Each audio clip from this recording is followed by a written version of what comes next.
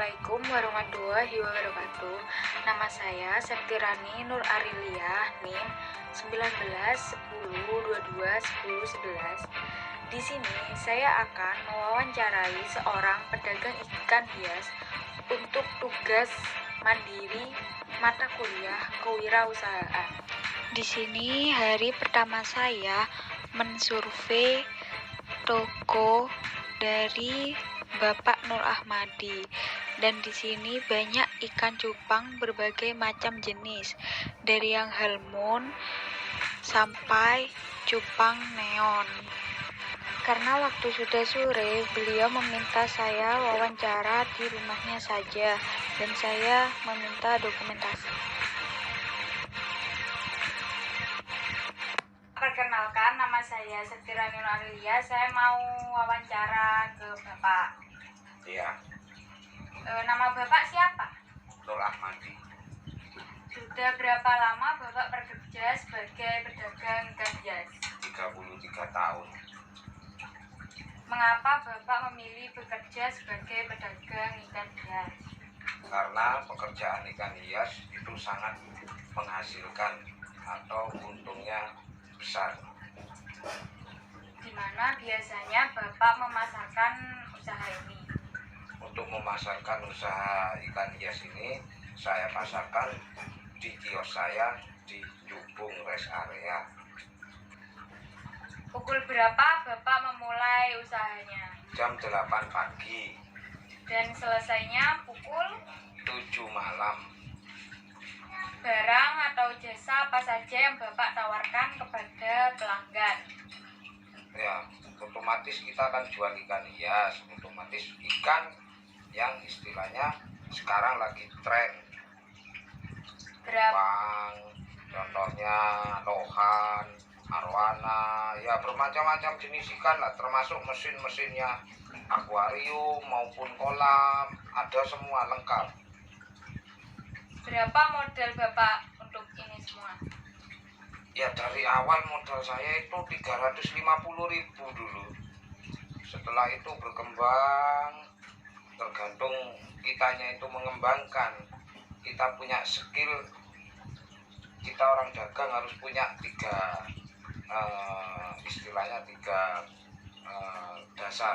pokok dasar: skill, speed, dan inovasi.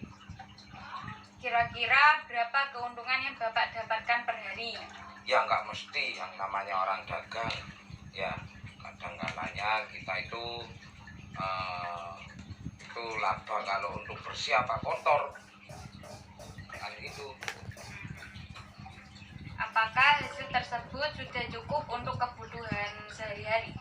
Ya kalau dikatakan cukup ya cukup, kalau kurang ya kurang, ya kita harus bersyukur itu. Siapa saja yang membantu Bapak dan tugasnya? Yang membantu saya itu teman saya di bidang seni, dia 1 orang. Tugasnya? Ya dia bagian penyetingan akuarium atau dekorasi akuarium, pendekorasi. Bagaimana cara Bapak untuk menarik perhatian konsumen? Ya untuk menarik konsumen itu kita harus satu, terhadap pembeli kita harus jangan diem saja, ditanya, orang lihat itu ditanya dan juga senyum kita. Apa yang Bapak lakukan agar pelanggan merasa puas?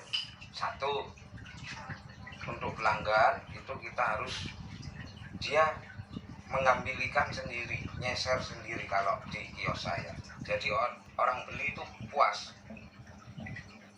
Tidak saya ambilkan, dia ngambil sendiri dengan apa yang dia inginkan, apa yang dia senangi, ikan yang di situ. Saya kasih seser, setelah itu saya kasih timba sama air, dia ngambil sendiri, bebas beli ke saya. Bagaimana Bapak menghadapi jika terjadi kenaikan harga barang atau jasa ini sewaktu-waktu? Ya kalau untuk saat ini ikan memang harganya menjulang tinggi, sekarang keadaan naik, otomatis kita naikkan juga harga ikan hias maupun alat-alat akuarium dan akuariumnya. Apa suka duka Bapak selama menjadi pedagang ikan hias?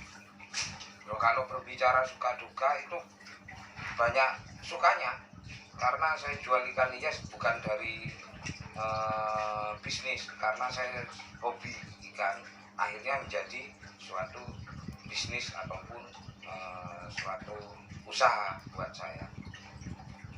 Harapan Bapak untuk masa depan?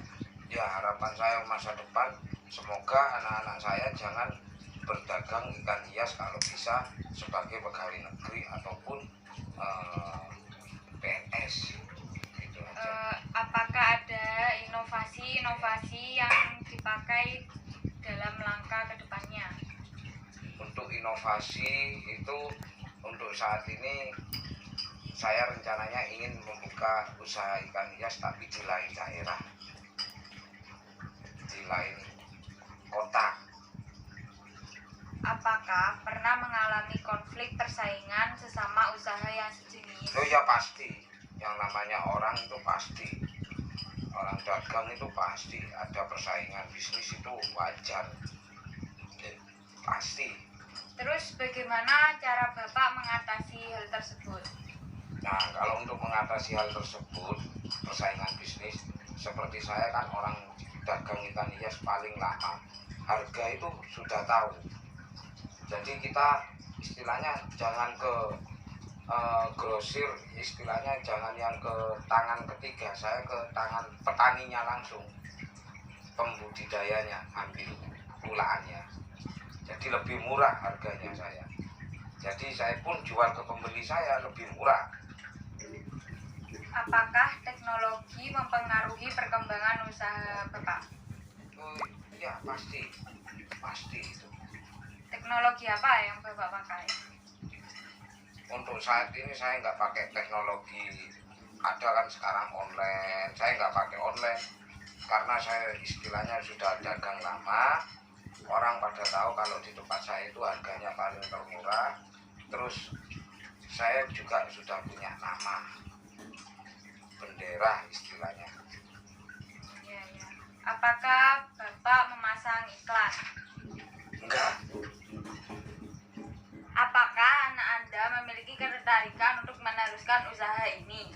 Tidak, karena anak saya itu perempuan semua. Kalau bisa anak saya ingin jadikan itu sebagai pegawai negeri.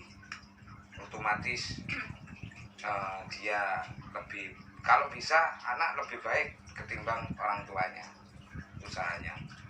Apakah Bapak akan berencana buka cabang? Itu kan tadi saya sudah bilang, saya rencananya ingin buka ke kota lain, ke daerah lain, kan sudah tadi saya bilang. Iya. Pasar mana yang Anda bidik?